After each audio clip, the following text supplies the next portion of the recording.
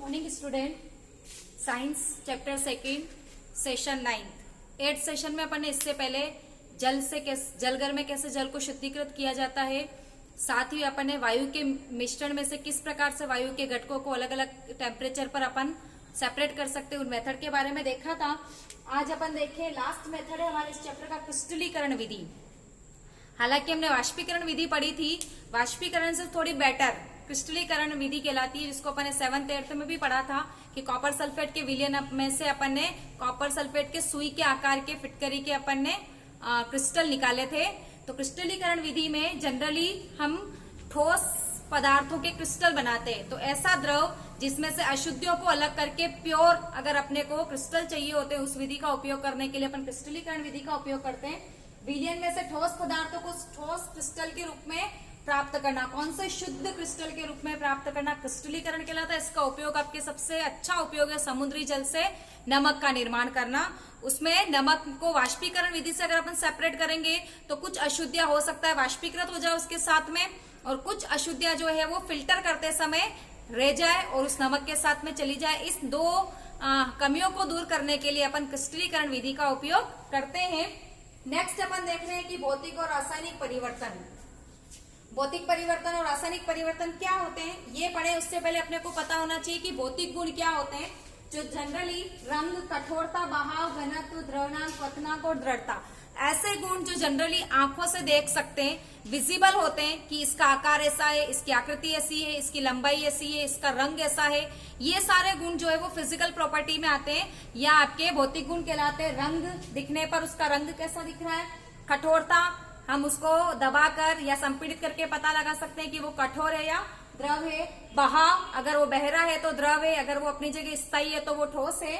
घनत्व, डूबने या तैरने के स्थान पर या फ्लोटिंग के आधार पर अपन उसमें प्रति एकांक आयतन में उपस्थित द्रव्यमान का मान अपन ने देखा था, घनत्व है। द्रवनांक यानी कि उसका मेल्टिंग पॉइंट, जिसके बारे में अपन डिस्कशन कर चुके हैं। क्वथनांक यानी कि उसका बॉइलिंग पॉइंट, और दृढ़ता यानी कि वो कितना स्टेबल है। ये जो है वो आपके भौतिक गुण कहलाते हैं। इनमें अगर कोई चेंजेस होता है तो वो आपके भौतिक परिवर्तन होता है। तथा साथ ही अगर अपन दहन, पाचन, श्वसन या जितनी भी हमारी शरीर के अंदर होने वाली प्रक्रिया मेटाबॉलिक एक्टिविटीज, वो है आपकी क्या कहलाती है, रासायनिक परिवर्तन के अंतर्गत आती है। दहन, जो भी वस्तु जलती है, इसको अगर थोड़ा सा सिंप्लीफाई करके देखना चाहें तो पदार्थों के वो गुण जिसमें उसका रासायनिक संगठन जो है वो अपरिवर्तित रहता है, वो उसके भौतिक गुण कहलाते हैं। तथा वो गुण जिसमें नया पदार्थ बनता है यानी कि रासायनिक संगठन जो है वो चेंज हो जाता है, वो आपका केमिकल चेंजेस या रासायनिक परिवर्तन कहलाते हैं। इसका एक एग्जाम्पल अगर अपन देखें तो मोमबत्ती, अगर अपन मोमबत्ती को जला रहे हैं तो साथ साथ में वो पिघल रही है मतलब वो कौन सा परिवर्तन है, भौतिक परिवर्तन। यानी कि पिघलने पर अगर उसका तापमान कम होगा तो वापस जम जाएगा और मोम का कोई रासायनिक संगठन चेंज नहीं हुआ। लेकिन जल रही है, इसका मतलब उसका जो धागा जल रहा है वो जल कर कार्बन डाइऑक्साइड गैस बना रहा है और वायुमंडल में नया पदार्थ बना, कार्बन डाइऑक्साइड गैस। तो कोई भी वस्तु जल रही है, कागज जलो, मोमबत्ती जलो, कपड़ा जलो, भोजन का पकना हो गया, वो सारे आपके किसमें आएंगे, रासायनिक परिवर्तन के अंदर आएंगे। भौतिक परिवर्तन का एग्जाम्पल अगर अपन और इजी देखना चाहे तो जल जो है अपने को बर्फ यानी कि ठोस के रूप में भी मिलता है और वेपर यानी कि वाष्प द्रव के रूप में भी मिलती है। लेकिन जल का रासायनिक संगठन अपरिवर्तनीय है। ठोस, द्रव, गैस यानी कि बर्फ, पानी और गैस तीनों ही उसमें अगर अपन अवस्थाओं में देखें तो तीनों का रासायनिक संगठन हमारा क्या होगा, H2O। तीनों का सूत्र H2O। किसी प्रकार की कोई भी केमिकल चेंजेस नहीं हो रहे तो वो आपका जल जिस भी अवस्था में मिल रहा है वो आपका कैसा है, भौतिक परिवर्तन है। दूसरा अगर देखें, अगर अपन एक लकड़ी के 4 टुकड़े कर देते हैं तो चारों टुकड़े अपने आप में लकड़ी के गुणों को इंडिकेट कर रहे हैं, तो वो आपका भौतिक परिवर्तन है। लेकिन हमने लकड़ी को जला दिया, कोयला बन गया, तो वो आपका क्या है, रासायनिक परिवर्तन, नवीन पदार्थ बना। और अगर अपन देखना चाहें तो कागज का जलना, या कागज से आपने एरोप्लेन बना लिया तो वो आप एरोप्लेन को वापस खोलकर कागज बन सकता है। रासायनिक परिवर्तन में कोई चेंजेस नहीं हुआ, वो आपका क्या है, भौतिक परिवर्तन। लेकिन कागज को जला दिया तो वो आपका क्या है, रासायनिक परिवर्तन। तो हमने देखा कि किस प्रकार से भौतिक परिवर्तन किन किन गुणों में चेंज करते हैं और रासायनिक परिवर्तन किन किन गुणों में चेंज करते हैं। थोड़ा सा इनको अंतर पे जाएं तो भौतिक परिवर्तन जो होते हैं वो अस्थायी होते हैं, यानी कि वापस अपनी पुरानी स्थिति में आने के चांसेस ज्यादा रहते हैं। लेकिन रासायनिक परिवर्तन जो होते हैं वो स्थायी होते हैं, स्टेबल होते हैं। एक बार आपने लकड़ी को जलाकर कोयला बना लिया तो वापस आप कोयले से लकड़ी नहीं बना सकते, लेकिन आपने कागज से एरोप्लेन बनाया तो एरोप्लेन को आप खोलकर वापस कागज का निर्माण कर सकते हैं। और दूसरा देखें तो भौतिक परिवर्तन जो होते हैं वो आपके उत्क्रमणीय होते हैं, यानी कि दोनों डायरेक्शंस में चल सकते हैं।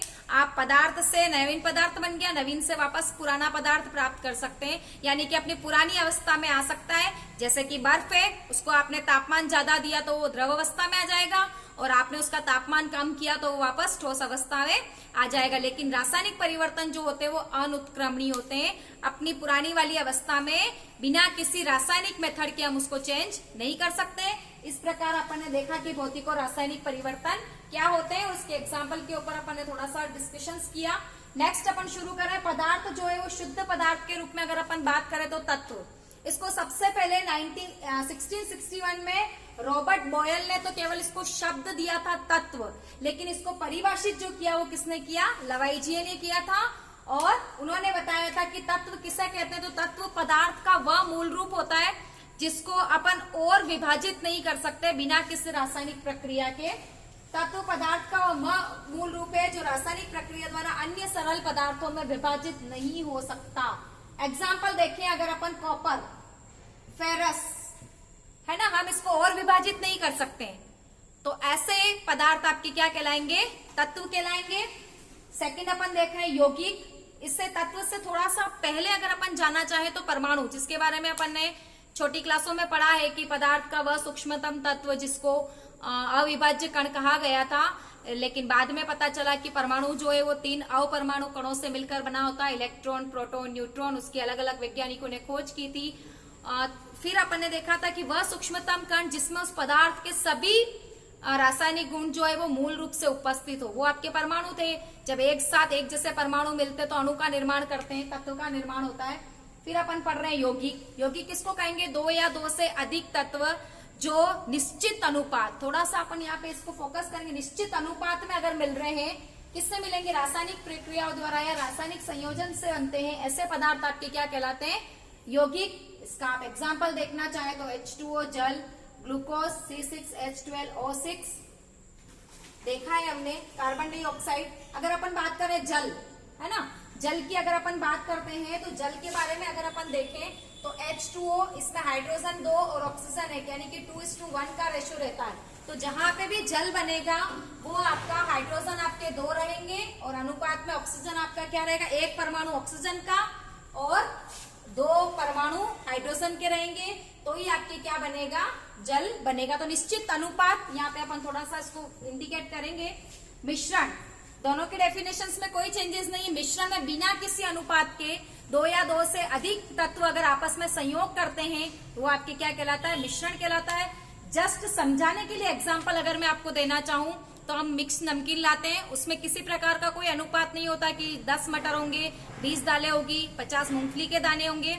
बिना किसी अनुपात के सारी चीजें उसमें मिली होती है, तो हम उसको कहते हैं मिक्स नमकीन या मिश्रण, है ना। तो हम जनरली देखते हैं कि मिट्टी जो है वो अलग अलग पदार्थ, उसमें बालू भी है, पत्थर भी है, कंकड़ भी है, छोटी रेत भी है, किसी प्रकार का कोई मिश्रण निश्चित अनुपात में नहीं है, तो ऐसा जो है वो आपके क्या कहलाएगा, मिश्रण कहलाएगा। बिना किसी निश्चित अनुपात के जो बनता है। दोनों के बीच में डिफरेंस देखें, इसको थोड़ा सा अपन देखेंगे तो यौगिक में हमेशा नया पदार्थ बनता है, जबकि मिश्रण में कोई भी नया यौगिक नहीं बनता। जो मिश्रण अपने जिन जिन पदार्थों को आपस में मिक्स किया है वही अपने आप में अपने गुणों को इंडिकेट करते हैं।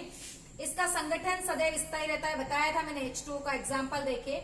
लेकिन मिश्रण का संगठन जो है वो अस्थायी होता है। अलग अलग मिश्रण बनाते समय कोई पदार्थ अलग अलग रेशो में भी आपस में मिल सकता है।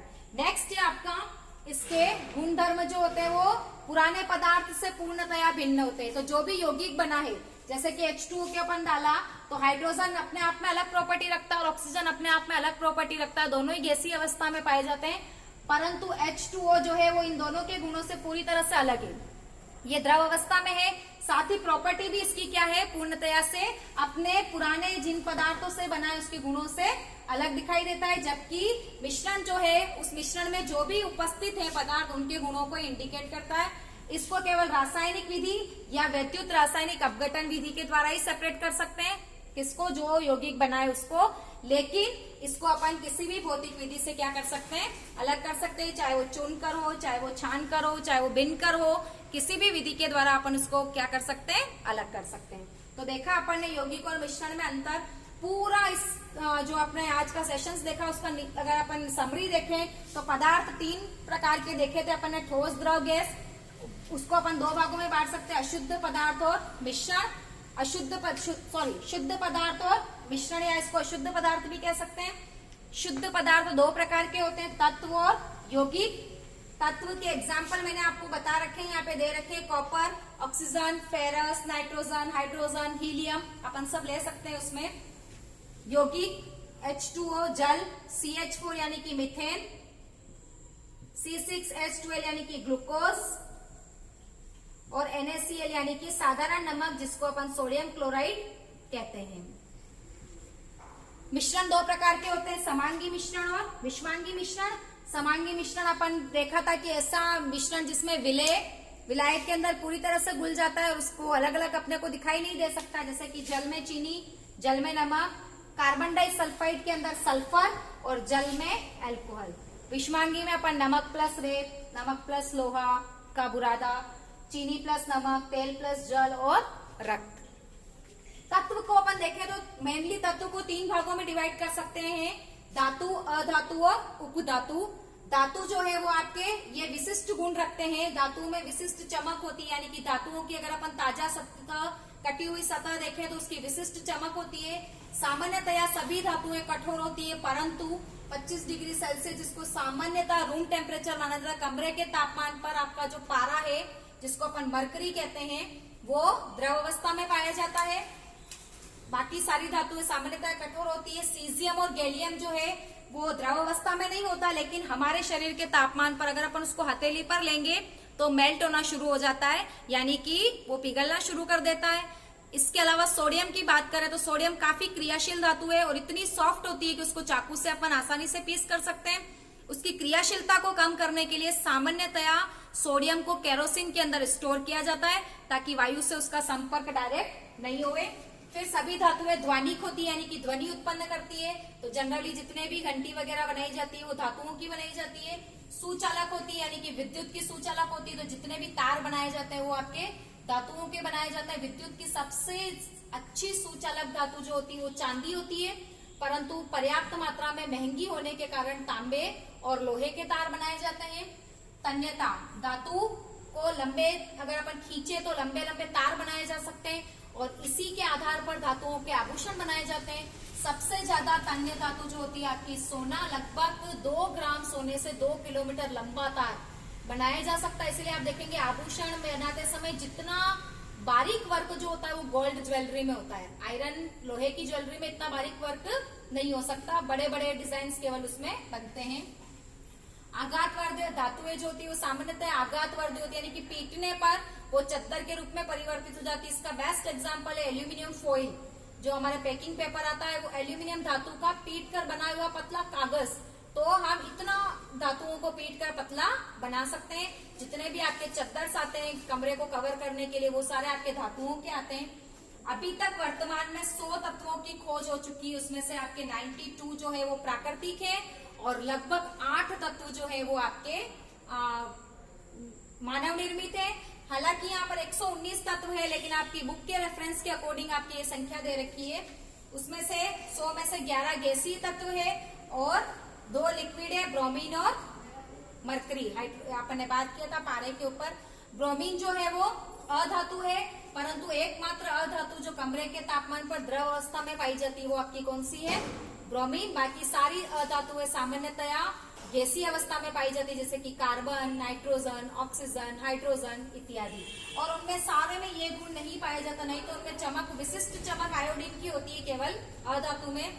बाकी कठोरता, ध्वनिकता, सुचालकता, तन्यता, आघातवर्धता गुण अधातु में नहीं पाए जाते। उपधातु नाम से ही क्लियर होता है, सब मेटल है ना, मेटल, नॉन मेटल और सब मेटल। ऐसे पदार्थ जो सामान्यतया अधातु के गुण प्रकट करते हैं, लेकिन अगर उनको तापमान दे दिया जाए या किसी विशिष्ट परिस्थितियों में चेंज कर दिया जाए तो वो धातुओं के गुण भी दिखना शुरू कर देते हैं। तो जिनमें धातु और अधातु दोनों के गुण पाए जाते हैं, ऐसे पदार्थ को उपधातु कहा जाता है। इसका एग्जाम्पल है, आपके देखें तो सीजियम एक बहुत अच्छा फेमस एग्जाम्पल है, गैलियम, ये आपके उपधातुओं के एग्जाम्पल है। ये दोनों ही सीजियम जो है वो जनरली विद्युत का चालन नहीं करता है, लेकिन इसका तापमान बढ़ाने पर इसमें मुक्त इलेक्ट्रॉन आ जाते हैं और ये विद्युत का चालन शुरू कर सकता है। इस प्रकार आज के सेशन में अपन ने लास्ट क्रिस्टलीकरण मेथड देखा था, फिर अपन ने फिजिकल और केमिकल चेंजेस देखे थे और तत्व के गुणधर्म देखे थे, मिश्रण और यौगिक में अंतर देखा और फ्लो चार्ट से अपन ने इसकी पूरी समरी देखी। तो हमारा सेकंड चैप्टर जो है वो आज 9th सेशन में पूरी तरह से कंप्लीट होता है। नेक्स्ट डे नया चैप्टर, नया सेशंस। Thank you.